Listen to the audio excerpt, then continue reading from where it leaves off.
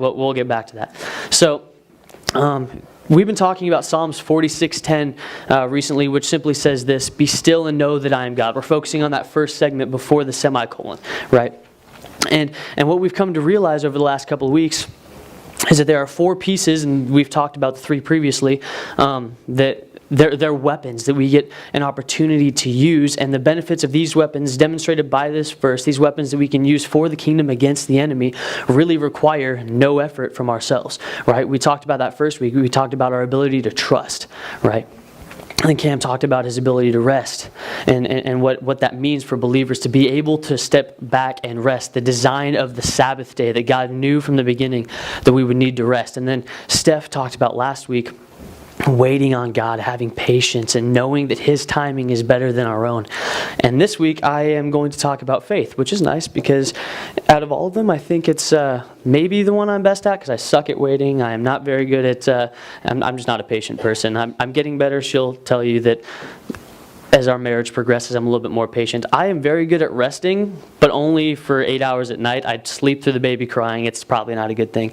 And then my trust factor in God has gotten better as I become a more seasoned Christian and watch my faith resume grow as I see, hey, God's done this, and this, so I know He's going to do this, right? So that trust aspect has really grown in me. But faith, man, I was raised in the church, right? It was something that was a staple for us from the very beginning of my life, my sister's life, and even my brother's life way back when. Because I'm the baby. I was 13 years younger than my other siblings, so I was raised in that a little bit. And so, the way that I'm going to kind of attack this sermon today is I want to do the same thing that Jesus did, right? Because He's the teacher here. It's not going to be me. It's not going to be Cam. It's going to be the Holy Spirit, and the Spirit's going to lead us every single week. So I'm going to speak the same way that He did. And what Jesus did is He told parables, right? And today we're going to focus on Greek and Hebrew definitions of the words that we previously studied because it's important to understand exactly what they were meant to say. And so parable simply means this. It means to cast alongside of. So when Jesus would speak, the Greek word for parable, to cast alongside of, would be something like this. He would cast alongside a story of the kingdom to a group of people who would understand something better. So He would speak about the parable of the sower, to cast alongside farming because they were an agricultural culture. And so he would speak in a way that would make sense to them. Hey, the kingdom of heaven is like the seeds that you grow and plant and sow and water every single day. Or he would talk about inheritance, right? Parable of the prodigal son. That was very, very big in that culture. Or different leaders, the rich young ruler. Well, it was a patriarchal, hierarchical society, so they would have rich young rulers and lords over certain places. So he would speak into that to tell stories about what the kingdom was like. So if he was speaking today, he might say something like, hey, have you seen Top Gun? Well, see, the kingdom of heaven is kind of like that. And then he would go into this story about how the kingdom of heaven is like some pop culture movie that we've already seen. Or he'd say something like this. You know that rule in this sport, you can plug in literally any sport here because we're good at it, except for NASCAR. No one really pays attention to NASCAR, but he would probably use something like baseball or football or basketball or something that's popular and say, well, it's kind of like that. You remember this game and how this guy did this? Well, that's kind of how the kingdom of heaven works. And so when he was talking to me and I was conversing with him a little bit, this chair's a little close for me and I like to move around too much. Sorry, honey, you told me I need to stop moving. I can't. So the way that he described this to me is he said, this sermon series, Be Still and Know, is kind of like the missing hubcaps on your car.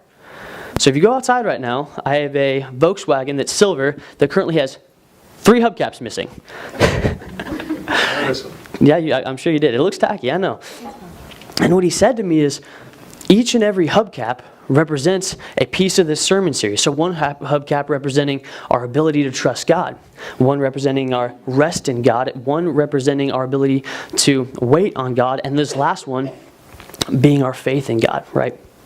Now the funny thing about the hubcaps on my car, and this is true for many of us in our walk, is that we remember where we lost our hubcaps.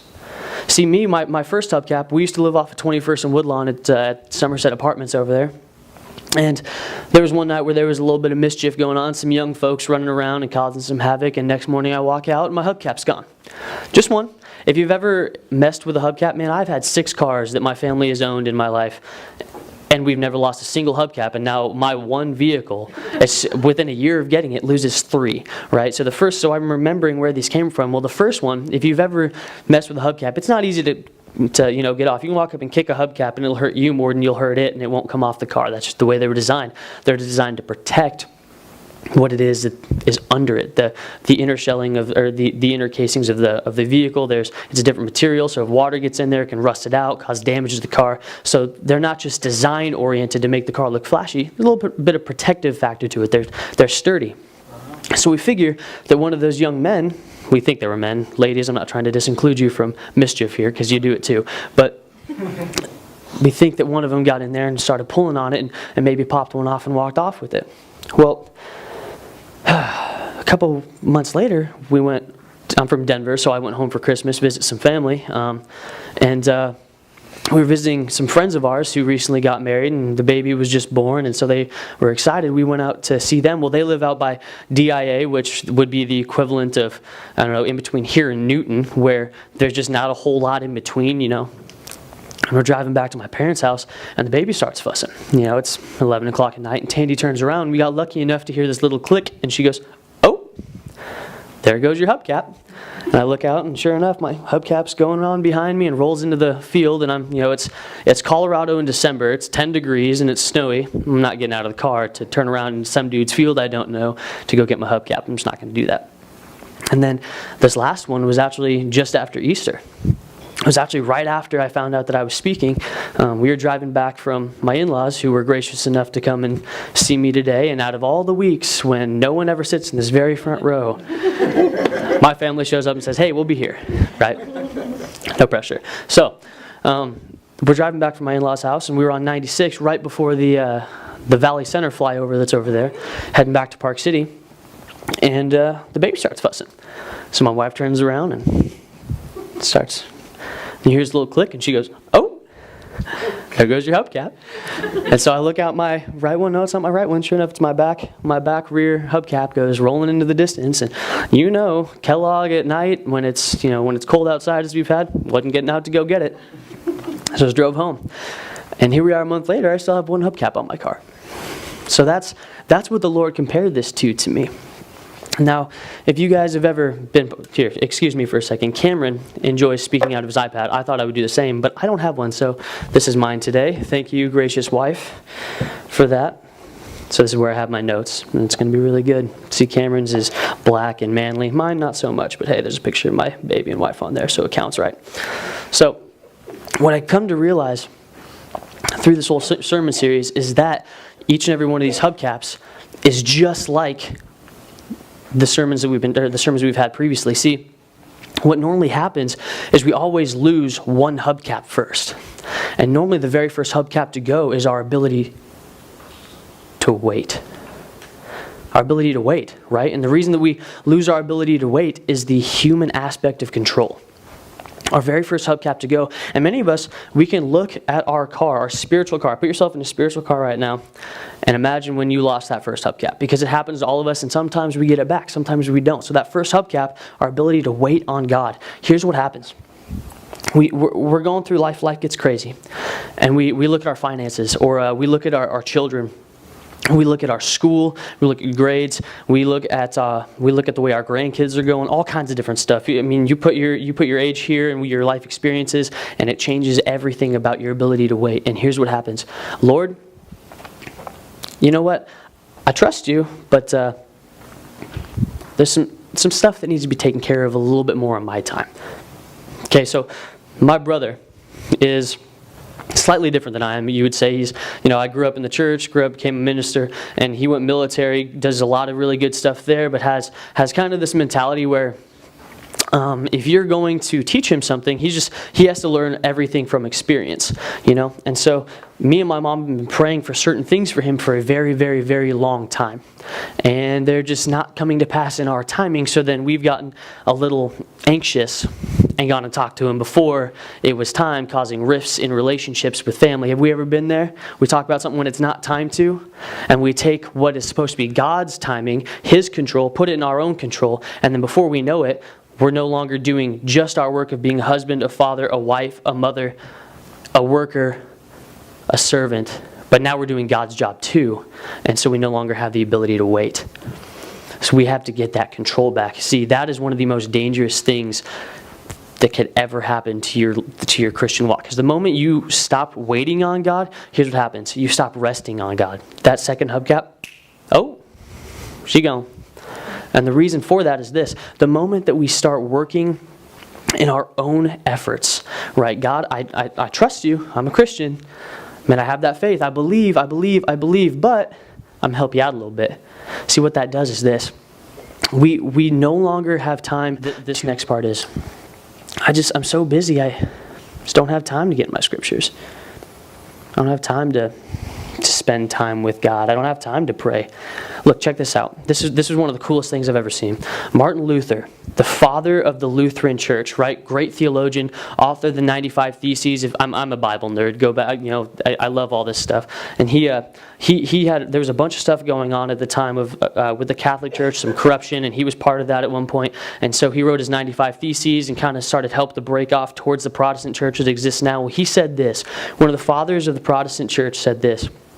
Someone came up and asked him one time. They said, "Hey, Martin, what are you doing tomorrow?" And he goes, "Man, I'm going to go to work, and I'm going to work, and I'm going to work, and I'm going to work, and I'm going to work. In fact, I have so much to do tomorrow that I'm going to wake up early and spend my first 3 hours in prayer because I cannot do what is in front of me to do unless I first rest with God." He said, "I cannot do in 12 hours without God what I can do in 9 hours with God." See, that's what Sabbath is. You think about the concept of Sabbath, taking that day of rest, that time of rest. The early church were agricultural farmers. And the day of Sabbath goes all the way back into the Old Testament when everything was farming, everything. And so what they were saying is, Lord, I will take one day off of gathering food for my entire community, of preparing my land. I'll take one entire day off because I can do more with you in 6/7 than I can do with you in 7 days. And that's what Sabbath was. So this was a huge, huge commitment. And guess what happened? Most of the time, they were doing pretty good. They were very good. Lord took care of them, right? So that's why it's important to rest. And the moment that we start working on getting that control back, we lose our ability to rest because we are no longer doing what God told us to do and sitting back and worshiping first and then going out. Instead, we're doing His job. See, the other way we know this is the sixth day of creation. Cam mentioned this a couple weeks ago. The sixth day of creation was the day that man and woman were created, right? In Genesis chapter 2, it talks about them being, Genesis chapter 1, we'll move on to chapter 2 here in a little bit. In Genesis chapter 1, it talks about the creation on that sixth day. And what does it say on the seventh day? It said on the seventh day, they rested.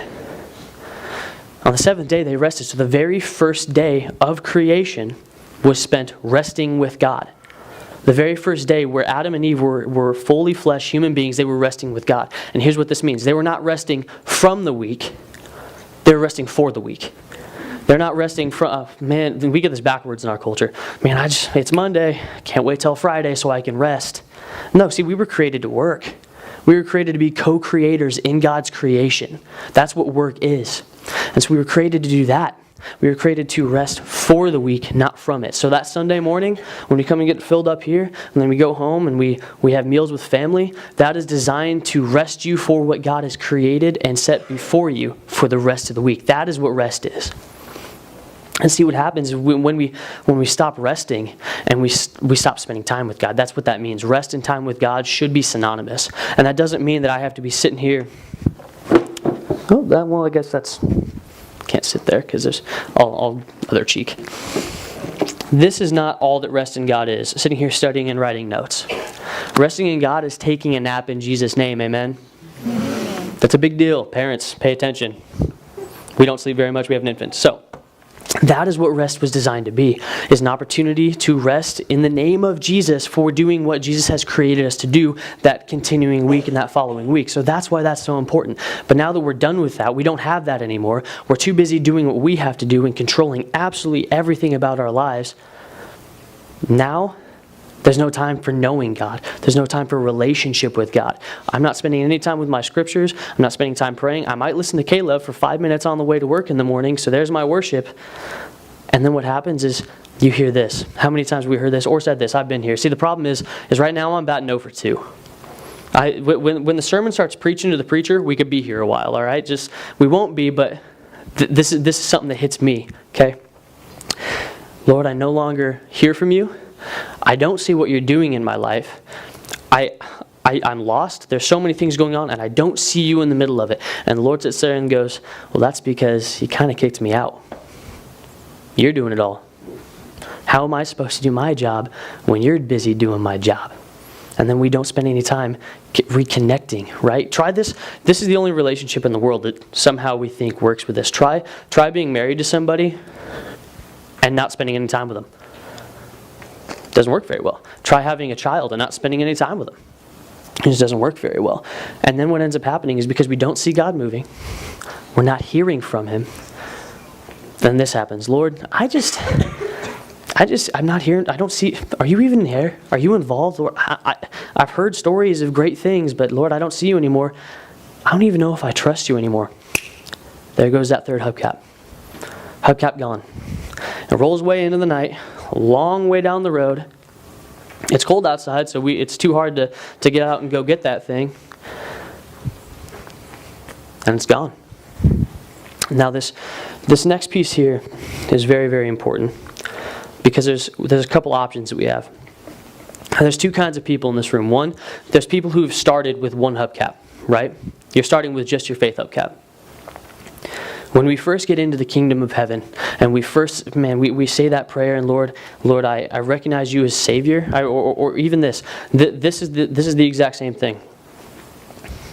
When we bow our head for the first time and say, "Hey God," that's our first realization. And it doesn't. You can be asking this question, Lord, are you there? I don't know who you are. I want to know. You see, this is that new believer who's saying, God, I don't know if you're there, but I want to see. See, that's your first step of faith. That's where that hubcap kind of gets put onto your car. That's your first hubcap. Now, this is great because for that new believer, let me tell you something. The gospel is true for you. Jesus loves you more than you could ever imagine. You can be saved, and it's amazing. It's amazing. I do not care how dirty the the underside of your wheel is. When that faith hubcap gets slapped on there, you can't see it. He covers it. That's what that looks like. So new believers, there is hope, and His name is Jesus. Now let me tell you something, church. This is the dangerous part. Seasoned saints, guess what? We can be saved too.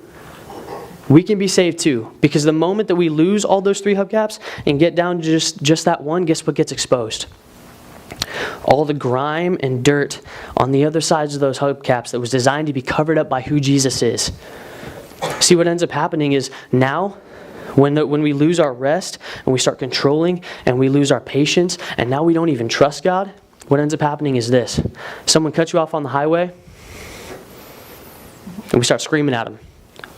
Hey, I have an infant in the car. What do you do? And then sometimes, this part's not me, but I've been close. Profanity starts screaming out, right? This is a big one. How about your conversations with your wife when she does something that you disagree with? Or how about your conversations with your husband and he does something, you asked him to do the dishes, which I don't do all the time when I should, and then you come home and you've got two options. This will tell you where your hubcaps are, if you still have them. Are you graceful towards them with your words? Not saying, hey, hon, I was hoping that would be done when you get home. That's graceful. Or are you, man, I assumed that when I got home, I would be able to sit and do nothing when you should have taken care of this, and this, causing an argument, and then for the rest of the night, you're sleeping on opposite sides of the bed. See, that's how you can tell inside of the Christian church whether or not your hubcaps are gone. This is a big deal. Because, church, we are failing at marriages. We're failing at parenting.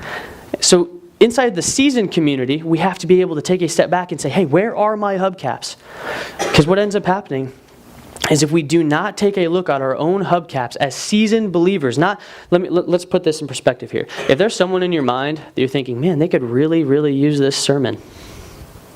Maybe it's you who needs the sermon.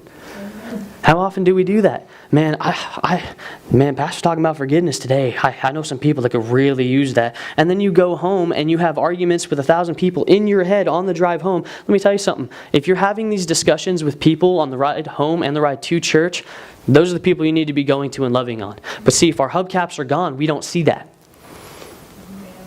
Because all the rest of that, all that grime and dirt that Jesus had covered under those cars for miles and miles and miles of ministry and work and life start showing. So this is where we need to be careful. That fourth hubcap is the most important hubcap. One, because it is faith. What does Scripture say about faith? Those who call on the name of the Lord will be saved. There's nothing else to be said. If you call on the name of the Lord, He will save you. Your salvation, your faith cannot be taken from you. It's not possible. You can't lose it. Okay? This is the one hubcap that never gets lost. If there is a fool that has one hubcap on his car for long enough to lose it, there's something wrong. The only reason I have that hubcap on there is because I wanted to go out to my car and see how weird it looks after church. See how it's not designed to be that way. That's the only reason it's there, right? So this is what ends up happening. If we have just that one hubcap left, if that's the only hubcap we have, there's only two options. The first one is this. You can do what I'm going to do with my hubcap when I get home today, or, well, Tuesday is probably my day off. I like my day of rest, okay? You can do this. You can do what I'm going to do when I get home. You can go, Lord, you don't move. I don't see you moving. I don't hear you speaking. I'm tired. I'm exhausted. You're not doing what you said you would do. I've lost my trust in you, so... And you take it off.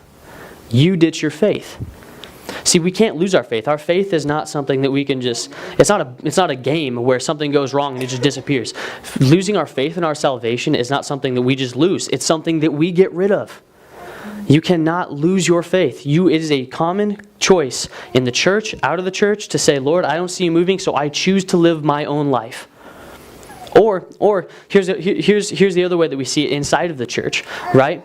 We live our lives clinging to that one little hubcap of faith. Just have that one hubcap of faith. Everything else is grimy and dirty except on Sunday mornings. How you doing, brother? I'm good. I'm real good. And then we go home and everything is going crazy, and then you end up with the American church where a lot of people aren't trusting of the church because we're too busy damaging people instead of loving them into the center of the kingdom. See, that's what the church is failing at today. So then, where do we go? What do we do from here? Well, it's a simple answer, really. If you're down to that one hubcap price, wherever you're at here, you have one other option. Let's get those other three hubcaps back. Simple enough to say, right? But here's what I'm not talking about. See, I could go out to that car right now, and I can go to a junkyard. And I can go in and I can search for the junkyard and hope that they have a 2011 Volkswagen Jetta hubcap. Most likely they're going to have a couple of them, but if I get in there and I pick them out, most of them are going to be weather-eaten, they're going to be destroyed. And you know why? Because I'm not going to go in my Christian walk to buy some $2 trust and some $3 faith to slap it on my car as some kind of bandage. Because that's not what it's designed to be. That faith was not designed for your car. That trust was not designed for your car. It was designed for someone else's car. And then in the church, and this is not always a bad thing, but it is a temporary thing. Because see what happens is we go and I piggyback off of Brother Julius over here and say, hey man, right now his faith is huge. I'm going to go and I'm going to use his. And then you can do that, but 2 weeks from now, that hubcap's going to fall off. You'll be in the exact same spot. It's because it's not designed for you, right? It wasn't designed to be your hubcap. So here's the other thing we can do. We can then go and we can go to the dealership. You know why? Because they're the ones that manufacture that hubcap for that car. That's what it was designed to be. And you don't necessarily go to the dealership, but to the automaker and go call Volkswagen and say, hey, I lost 3 hubcaps. And they'll be like, what? You lost 3 hubcaps? Why are you waiting until now? Well, I was lazy. And so I purchased some hubcaps. It's a little bit more expensive. Takes a little more work. Takes a little more time. I can't just drive over there, go find it myself, and throw it on my car. Takes a little bit of time, a little bit of patience, a little bit of effort, and then, man, I get that thing on there, and you know what? It fits and it stays because it was designed to be there. See, what we do is we start struggling with stuff, and this is probably the easiest way we see it. And this is probably the most common way we see it too. Your faith is designed to be your faith, no one else's. Your faith is yours, but here's what ends up happening. And we actually heard this a couple times in college. Well, I'm good. I can do whatever I want. See, my grandfather's a deacon, and so that's it. I'm in. I'm in the kingdom. That's what my mother raised me, and she prays for me every night. And so by backing off of her, I'm just in the kingdom. That's what it is. And no, that is not true. You cannot just piggyback into the kingdom on the coattails of your aunt and uncle. It doesn't work. Because God's going to look at you one day and say, no. I'm not worried about their faith, about their hubcaps on their car. I'm worried about yours. How is it with your soul? Will he look at you and say, well done, good and faithful servant, I know you? Or, yeah, I know who you're talking about, but who are you? And that's what it comes down to, church.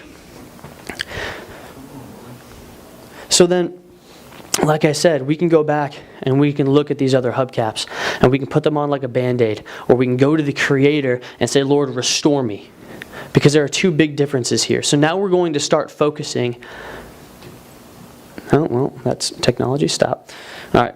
We're going to go back to the theme verse for this week. Be still and know that I am God. So this is Psalms 46:10. And like I did at the beginning, I want to go back to the Hebrew and the Greek. We went to the Greek for the word parables, and it gives life to what parables means. It helps us understand what is going on. So this is the ESV. Everything today that we're speaking out of will be out of the ESV. I will reference the NIV once or twice as well. So this word here, be still. See, that comes from the Hebrew word Rapha. Now we've heard of Jehovah Rapha. That is not the same. It is a different use of the word Rapha. Just like we have there, and there, two, and two. It's the same thing. And what Rapha means is to cease striving. Not just be still. Let me tell you what this is not. You are God. Let me just sit still and just know. It isn't a meditative verse. It is not about sitting down and realizing that He is God and looking around and just noticing the walls, and because that's what we do. We can't sit still for more than a moment, right? Because that's the culture we're in. What this means is to stop giving all of your efforts. In literal terms, it means stop doing God's job. Cease striving. Stop working so hard. See, Rapha is something that is extremely difficult for us because the other thing that it means, the other translation for this is the word surrender. The other translation for be still in the Hebrew is you need to surrender. Not just sit down and recognize, but to fully give everything over to God. Men, I'm going to talk to you real quick. Surrender is not something we are raised to do, ever. How many people, men and women, sports, anybody play sports in here? My whole life, right? What is something that we are told, no surrender, no retreat. Those guys are beating you to the ground, you better go out and punch them back. We literally have, we have gladiator arenas called UFC now, and if you don't get knocked out, you better not be in there. If you're going to lose, they better knock you out. You don't give up. There's no tap out there. Are you kidding me? People don't show up to your next fight. That's how that goes, right? So men, we suck at surrender.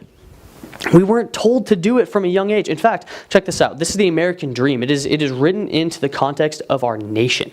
It says this: if you work hard and you want something, get some extra hours, put your nose in the dirt, and go get it.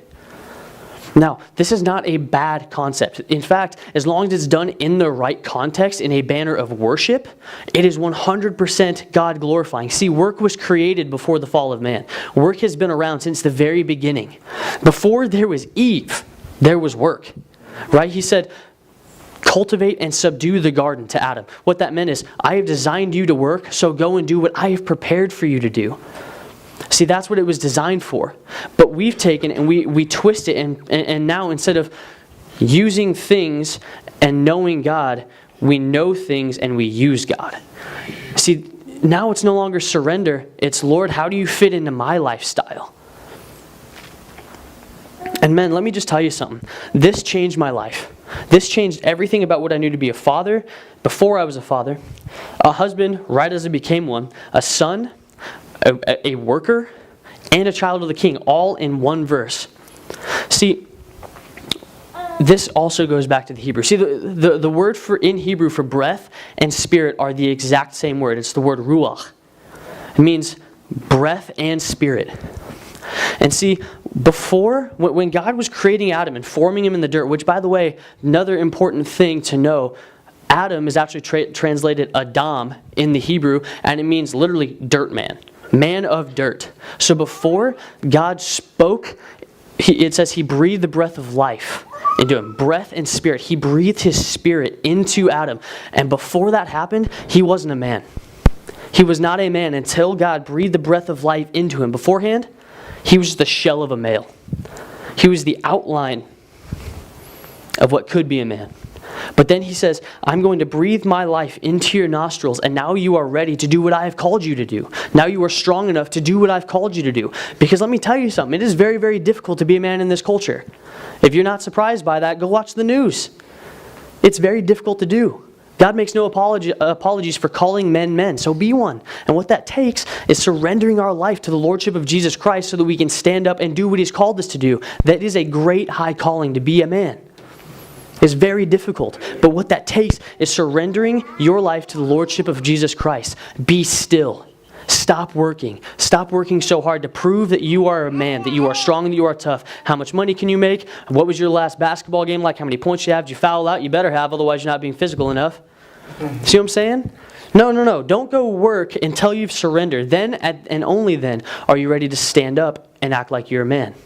And see, women now in this culture, for all of eternity, like way back since this was written, women have been, and part of this is very, very misconstrued by even the church. There's a lot of teaching that says that women were actually designed to be less than men, and that is chauvinism. That is not part of the gospel. It is not. But what is true is that women from the very beginning of time, right or wrong, it is easier for women to move into a place of surrender because it has been taught to them from a young age, all the way back to 7,000 years ago, 8,000 years ago, in every single culture. That's just the way it was. So because of that, by nature and by nurture, they have been raised up. And therefore, notice how many single men are in churches? Not very many. Notice how many single women are in churches? Thousands. Hundreds of thousands. Millions. And the reason why is because women have it down. It's easier for women until this generation, where it says, no, women are, and we see this in pop culture every day, women, it's time to rise up and be more like men. And while some of that is 100% true, do not lose your ability to surrender your life into the Lordship of Jesus Christ, because that is, again, what you were created to do. So, what do we do now?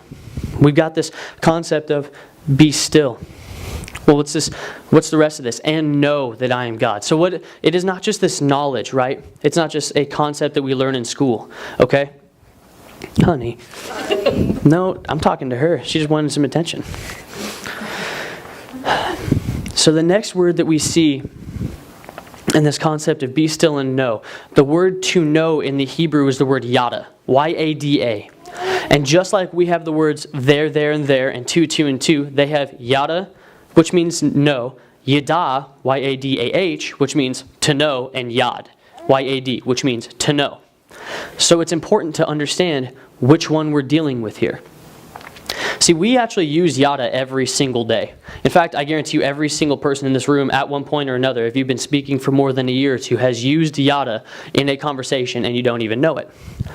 See, what we do is we'll be telling the story. Okay, it was like sixth period, and you know Mr. Griff, he's crazy, and he was giving out tests and yada yada yada. That's what that word is. It means to know, but we use it in a way that says, yeah, but you know the rest. I don't really need to go in depth with that. So that we actually use this word all the time. And so if we apply our context of our knowledge of the word know and plug it into here, it says surrender, and I guess kind of know a little bit that there might be a God somewhere. But if we apply it to that, that's what that means. But that's not what the word yada means. Here's how we know. It says, now Adam knew, that's that word yada, knew his wife Eve, and she conceived and bore a son, Cain, saying, I have gotten a man with the help of the Lord. Here's what this means. Some other versions, the NIV, this is the ESV, the NIV literally says, instead of that word know there, instead of knew, it literally says Adam made love to his wife, and Eve bore a son. This is what it's talking about when it says the word know. Because, and let me just give you this one, church, for the love of everything. Sex is a gift from God. That's what it is. It was a gift from God given to man and wife for the purpose of worship. In fact, for Adam to know Eve is the deepest form of knowledge anybody can have of anybody on this planet. It was designed to be worship, that one person would know another in such a way that their service would be a fragrant offering to the Lord, that they are loving one. In fact, if you look in different theologians throughout history have said that this is the most perfect view of the Trinity that we have. One person loving another person, and the other person serving back for the purpose of worship under the banner of marriage. And this is what it means to know. It says, Adam knew his wife Eve in the most intimate, deep, passionate, parts. There's nothing hidden, absolutely nothing hidden. And that is what this word yada means. So if we take that back, we take that, here just a second. Mouth gets dry when you're talking this much. So, when we take this word know, and we plug it back into that first verse, if you want to throw Psalms 46:10 back up there. We take this word know, and now it no longer just means, and you know the rest. It says, be still, and know with the most intimate parts of your being, as I already know the most intimate parts of your being. Be still and know without a shadow of a doubt that I am God. So now this verse translates a little bit. It's no longer just sit down real quick, take a deep breath from the rest of your day. Take your 5 minutes of prayer or your 5 minutes of K-Love listening on the way to work. It's no longer just sit in your chair that you're already in while in your cubicle. This is no longer talking about a 5-minute devotional time frame. This is no longer talking about, okay, Lord, I just want to sit here real quick and recognize that you're God. Cool, on with the rest of my day. This is not what that means. And this is what I've been taught many times throughout all of Scripture, throughout all of my learning experiences, all through school, all through college. But here's what this really means. It means stop trying so hard to do God's job because He's already doing it. But we can't see it. Surrender and know with the deepest, most intimate parts of your being, me. Know me. Come into a relationship with who Jesus is and know Him fully. And that is what it means to be still and know. It is no longer be still and take a deep breath and move on with your day. It's come into deep relationship with Jesus and know who God is. That is what this verse means. One more time. So, what do we see here? What ends up happening is we start to get our hubcaps back in the exact same order that we lost them. See, what ends up happening when we do this, if we master what it means to be still, to surrender, and stop trying so hard to do God's job for Him, what we end up getting back is our ability to wait.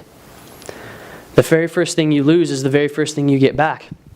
Because now that we're not doing God's job, we're sitting there waiting for Him to do it, and now we can see Him doing it. And now, instead of this hubcap flying away, never to be seen again, we start putting it back on ourselves. You know what happens when you order a hubcap from the dealership? They can send it to you, but unless you put it back on yourself, it just sits in that box. Well, it's the same thing here. This is an opportunity. See, this is, like I said earlier, we are called to be co-creators in relationship with Jesus. That's what we are called to do. That is why there is work. That is why things are difficult. That is why that's one of the reasons we're created, is to create things for the purpose of worship. So He could have finished all of creation, said, it's done. Clockwork. Gears running. That's it. You guys just sit in some hammocks and eat some peaches and stuff, and that's it. But that's not what He wanted. He wanted, just like parents do with their kids, say, hey, come to work with me. We have parent-child come to work day, whatever that's called. We have that in our culture, and that's a great thing. And that's what it's about. But now that we're able to be still and recognize what He's doing, now we can jump in. Now we can say, okay, I see where the Lord's working in my life. Now it's my turn. Now it's my turn to jump in with what He's doing, not jump in with what I assume He wants me to do. There's a big difference. It's I see Him working. Time for me to join Him. Not let me do this in your name because I think this is what you kind of want me to do, maybe. So we start to get that first hubcap back. And these two go hand in hand. As soon as you put the first one on, once you get those hubcaps from the dealership, what do we normally do? We put the first one on, right? And we don't just stop there. There's two other hubcaps. Now you look foolish because it's just lopsided. It doesn't make any sense. You know, it's unbalanced. It's more balanced than it was, but it's still unbalanced. And so now what ends up happening is we've gotten better at the aspect of, Lord, I'm going to sit still. And notice how we lost that first hubcap. We started doing God's job. And immediately after we started doing God's job, we lost our ability to rest because we're so tired that we're so busy doing His job for Him that, man, there's no time to rest. I can't spend time with God because, well, I'm busy doing His job. Well, in the exact same adverse way, the moment that we stop doing His job is the moment that we are able to sit back and watch Him do His job. So we give our control back to Him, We get that hubcap of waiting back, and instantly we are now able to rest. If we're not doing what God is doing for God, then we are resting for God in preparation to do what He's doing. You see, Cam talked about this a couple weeks ago, that the aspect of waiting is something, God didn't need to rest on that seventh day. It's not like He was, I'm exhausted from breathing out, I need to take a nap now. That wasn't what that was. It wasn't, let there be light. Gosh, that was exhausting. One snap and I'm done. That's not why God was resting. The reason why God was resting was to show us how to rest. His very first act, Adam's very first act was watching what God does before he went out and did what God told him to do. And so in that same aspect, now we apply that. Now that we're sitting here watching what God is doing, now that we get our rest back and we're spending time with Him to know who He is, now we can walk out and do what He's told us to. And so now we see God moving again. Now it's exciting. We're interacting with God. We're interacting with people. We're part of His church, right? And here's what ends up happening next. What ends up happening next is now that we're seeing God moving, we don't even realize that we put this third hubcap on. Because after we put the first one on, it takes care of itself. Yada, yada, yada. Right? It just takes care of itself after that. Because now I'm not even paying attention to all the troubles that are in my life that cause me not to trust God. I'm watching what He's doing, and because He's doing things, and I'm in relationship and moving with Him, I don't even have to think about trusting Him. He's just good. It's just who He is. He's a good Father. That's just who He is.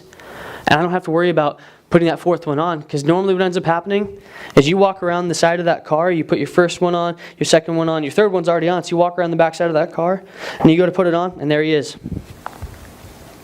Gotcha. Beat you to it. I'm already here. That's what that ends up being. Now, this is probably one of the things that spoke to me most, is that we do have to realize that there's a reason these hubcaps come off. Okay? And it's normally, how many people in here have owned a car or seen a car at any point in their life? Everyone, right? How many of you have lost all three hubcaps? Just one. And I'm not talking about the spiritual aspect right here. I'm talking about like the actual car.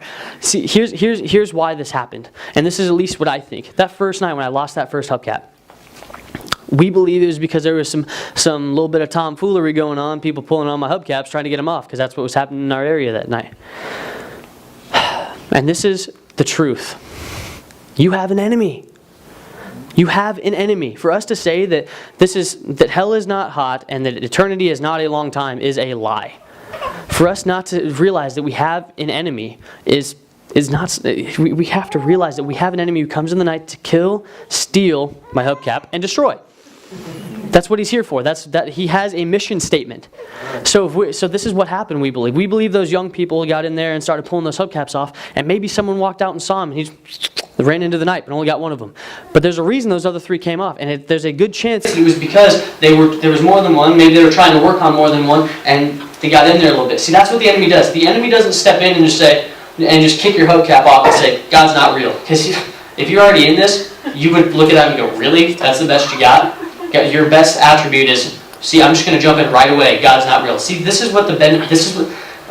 amazing at this. The enemy is amazing at this. He only tells lies when they're almost the truth, when they're close to the truth. And so what he does is he begins to take that crowbar and kind of wiggle it in there. Oh. And then 3 years down the road, there goes that hubcap. Don't let him in. Don't let him in. When you see someone messing with your faith, go over there, kick that thing back on, and fight back. Now it's time to stand up and be in a relationship with Christ. And now we go and we work because we know who Jesus is. We've tasted and we have seen that He is good. So now we have an opportunity to go in and work where He's called us to.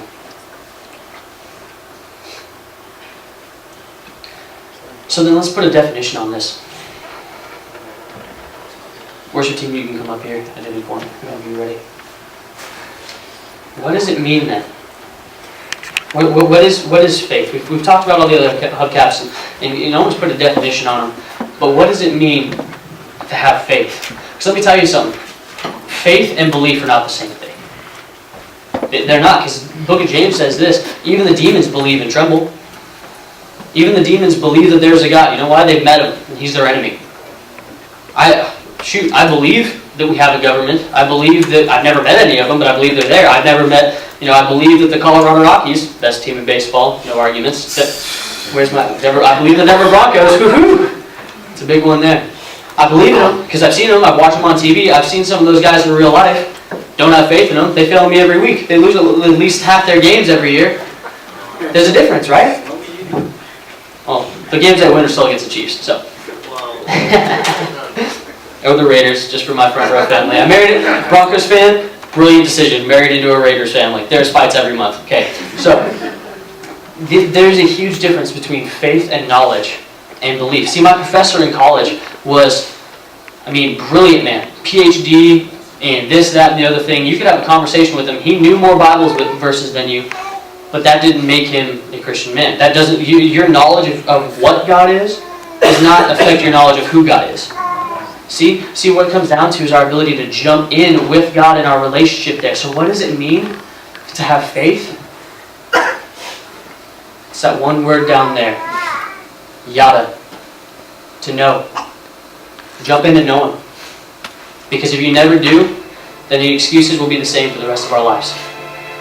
He won't give you an excuse if you know who He is, because you will have no choice. But just, someone will come up and ask you, hey, who's Jesus to you? He's my dad. My best friend.